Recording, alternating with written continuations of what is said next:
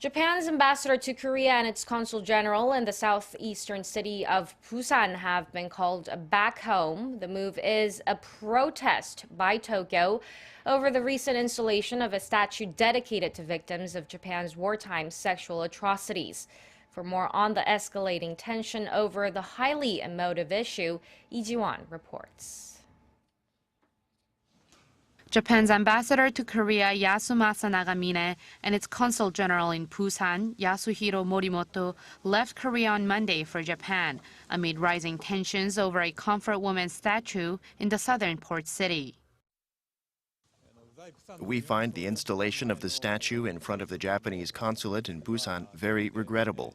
The Japanese government announced its measures on the situation on January 6th, one of which is for me and the Consul General to return to Japan temporarily on Monday.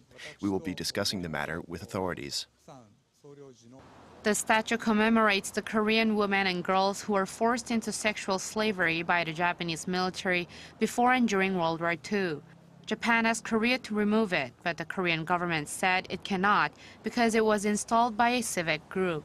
However, the civic group and a number of victims are calling for renegotiation as the current agreement does not include a sincere apology from the Japanese government, nor sufficient compensation for each of the victims.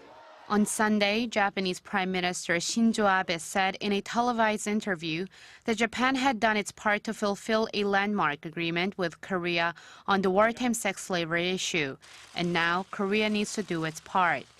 One foreign relations expert said Abe's expression of discontent was directed not only at the Korean government, but also to his conservative supporters in Japan. Many conservative Japanese people protested the landmark agreement between the two countries at first, as they saw it as an admission of wrongdoing. But because Prime Minister Abe signed the deal, their opposition died out. After an additional statue was installed in Busan instead of the one in Seoul being removed, Abe had to show his supporters that he too was furious with Korea. Seoul and Tokyo struck the landmark agreement in late 2015, but since then, Tokyo's sincerity has been called into question, most recently when a number of Japanese lawmakers paid a visit to the controversial war shrine that honors several Class A war criminals. Lee Ji-won, Arirang News.